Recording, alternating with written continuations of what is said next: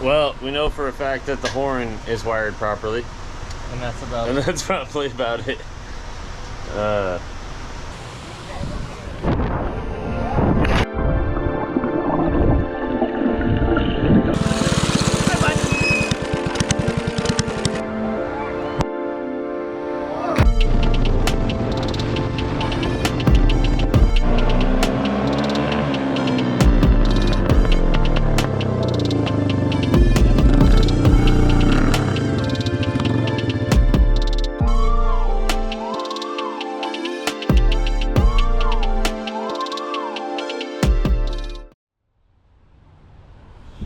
Good morning and welcome to Rubber and Chrome on my 1983 Ironhead Sportster. I just took it for about a 20-minute rip.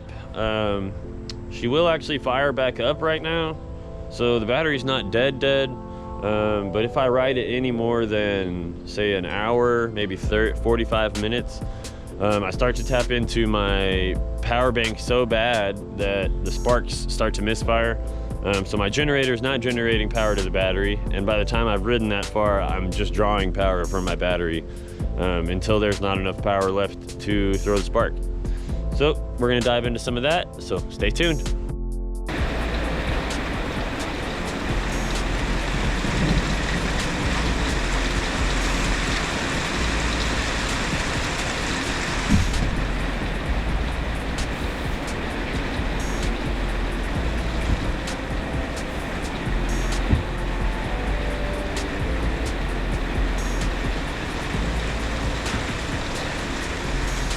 Get to bending some sissy bars.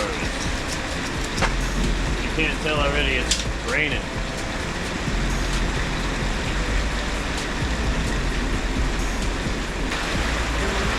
Just thought I'd give you guys kind of an inside look at how we make our sissy bars here. It just started pouring rain outside, so hope you enjoy the ASMR.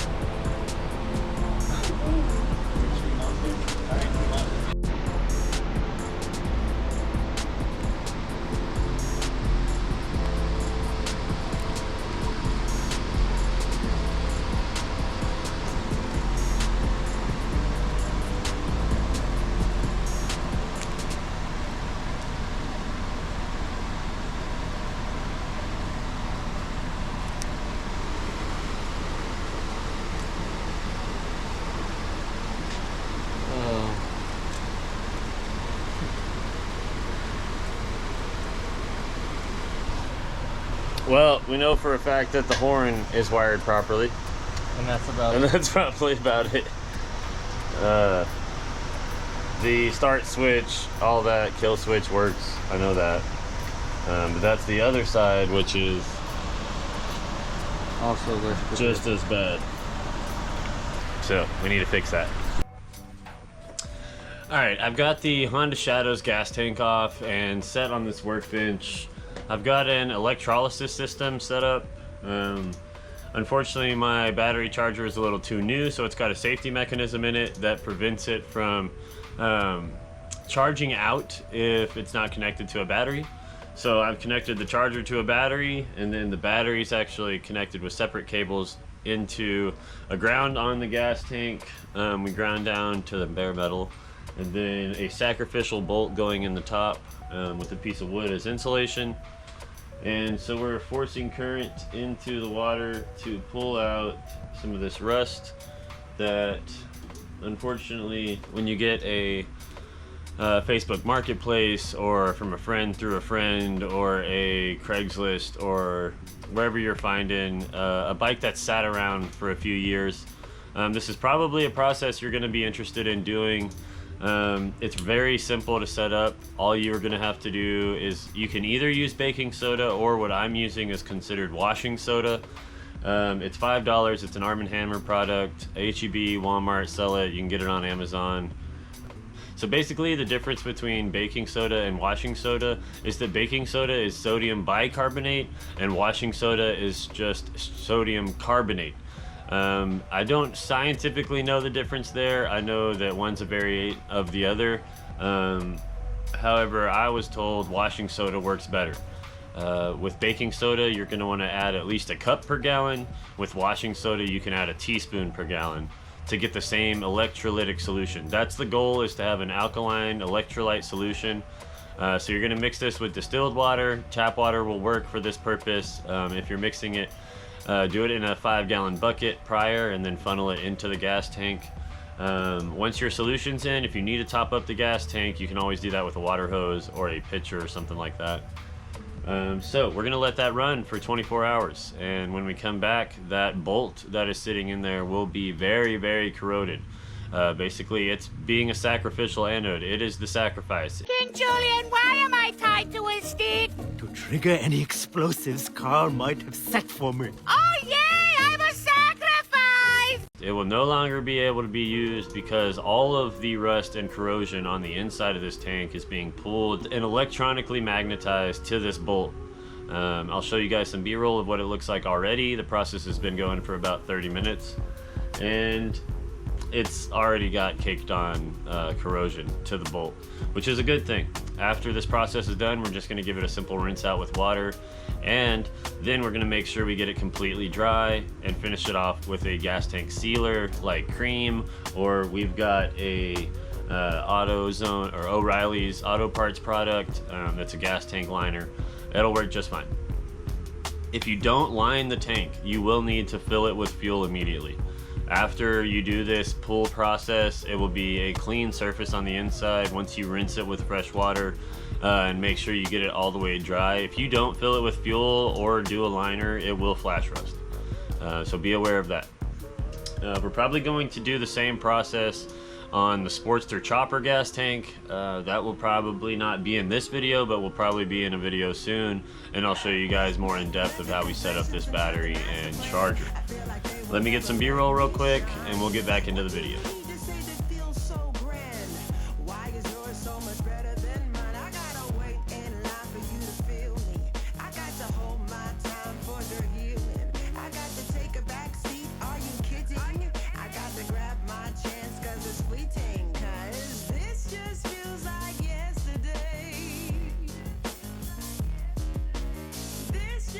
Alright, so let's talk about a couple other things that you're going to want to look for if you're finding a bike off a marketplace or Craigslist.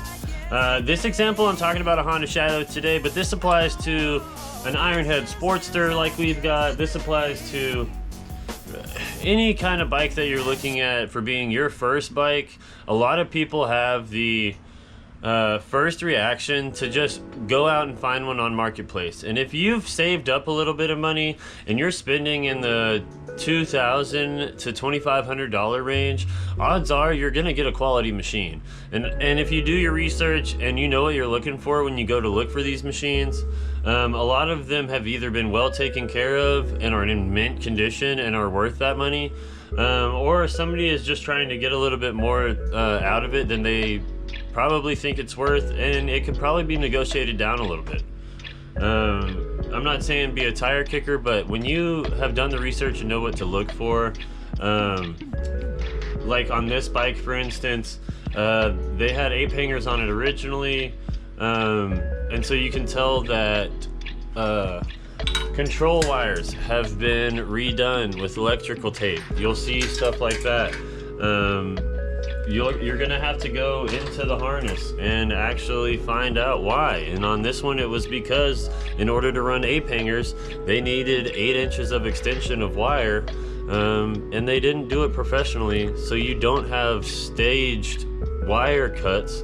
Normally you would want to cut one wire here, the next one here, the next one here, the next one here, and step them down so that this all fits in a loom really nice, instead of looking like a snake that swallowed an egg, or something too big for its stomach, and having a big ball up in the middle right at that point where all of those were spliced. So we're gonna want to go through this and fix all that, and all of that can come into how much you're gonna have to put into the bike to actually get it to where you want it to be. And you don't want to have to put up that $2,500 if it's not worth it. Your time is also worth something. So anytime you're gonna have to put to it. Right now we're having, unfortunately, chase wire issues, chase ground issues, and not just because this bike sat, but because of the bike is only ever as good as the last few people that have owned it, right? Unfortunately, nowadays with money situations being tight and addictions being a real thing, sometimes they get the better of you, and unfortunately, motorcycles suffer from that a lot. People will spend hours tearing apart a perfectly good running motorcycle because of some noise that they think they're hearing, and that's how we've gotten several motorcycles. Basket Case Harley, the Ironhead was just not wanting to be messed with by the guy, so he sold it to us. I guess what I'm trying to say is, as long as you know what to look for, you can get away with a quality machine. Unfortunately, when you don't want to spend that money or you don't have that budget, say you're in the $500 to $1,000 range, you could probably find some listings on Marketplace. If I can find some, I'll pop them up right here, for some bikes that are going in my area around that price. And what you're probably going to read in that description is needs carbs cleaned, needs a battery. My suggestion is, if you're looking for a motorcycle, you should already own a motorcycle battery. Go buy one. That way you can take it with you when one of these listings says does need a battery. If that is all that it needs and you can hook up a battery and ride away, that is a real win. That is huge. Unfortunately, after things sit and ethanol-based fuel literally turns to polyurethane, over time, that lacquer can clog up jets in the carburetors. Even fuel-injected bikes have this problem with bad gas. So that's another thing that we're going to have to talk about is carburetors.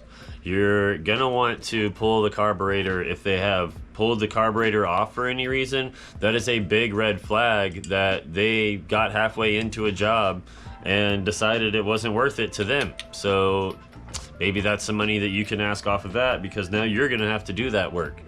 This carburetor is completely functional. Floats work really well. That's something that you want to make sure, is that floats are not rusted shut. You do want them to rebound on their spring. You do want these fuel bowls and jets to be clear, blown out with water. This has already been professionally cleaned by us here.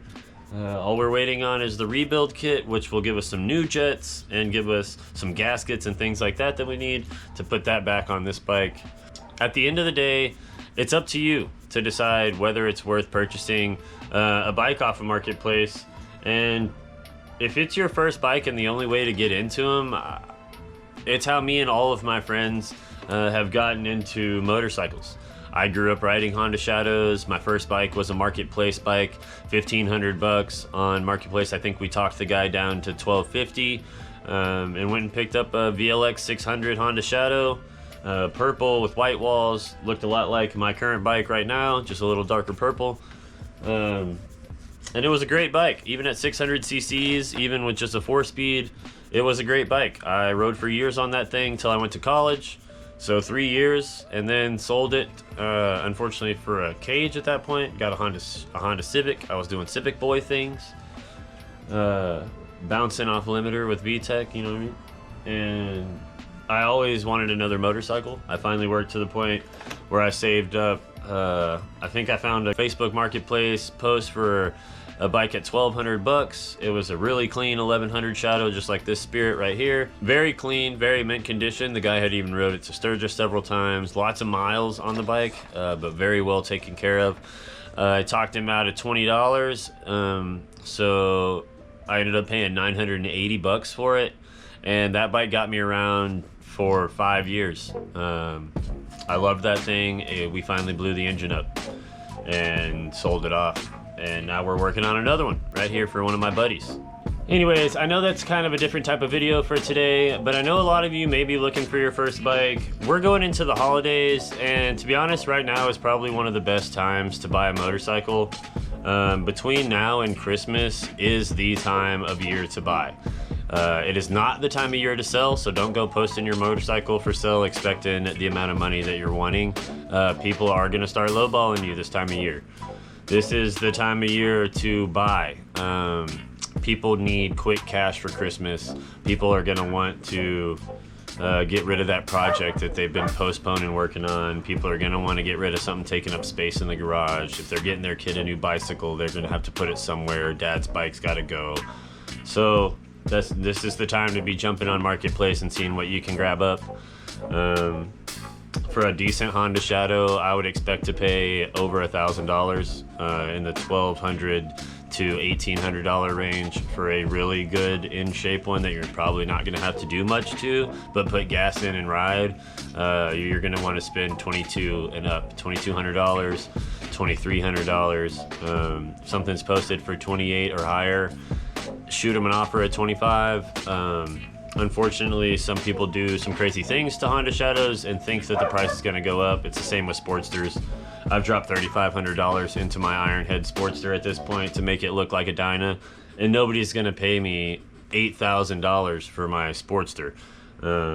Somebody might pay me $3,500. I might break even on the work I did to it, but right now I'm over $5,000 into it. And that's my choice. That's what I aesthetically wanted it to look like. And same thing with Honda Shadows. If you find one that's a bobber, somebody might be asking more because they did some work to it. At the end of the day, the resale value really doesn't go up, unfortunately, for adding custom parts. But the overall ride value definitely does go up. There are a lot of little things about Honda Shadows that you're going to want to change. A lot of little things about stock Sportsters that you're going to want to change. An update to you. Stock handlebars a lot of times are awkward and bend back a whole lot and make your wrist feel weird. So a more aggressive or more flat across the front bar, more flat across the front bar is a lot of times the fix over a taller handlebar. Getting your rider triangle set between the seat, feet, and hands all need to be in a triangle that makes you comfortable. So anyway, thanks for staying tuned through the rambles. Hope you guys enjoyed this episode. Make sure you hit that like button down below. We got a lot of work to do on this Honda Shadow and a lot of work to do on the Ironhead with having charging issues. So hit that subscribe button to stay tuned for all of that. Also, we're launching our brand new website very, very soon. We'll keep you guys posted on that with shorts and on Instagram. Make sure you're following our social medias. We've got TikTok, we've got Instagram, obviously here on YouTube and on Facebook. So hit us all there, send us a message, tell us hello. We'd love to meet all of you. Leave us a comment down below if you're thinking about picking up a Marketplace motorcycle anytime soon. Remember to check your carbs, remember to check for old gas, remember to check for little things like wiring being moved. All those things could get you a better bike in the long run. Again, my name's Aaron, guys, from Rubber and Chrome. Thanks for tuning in. Peace.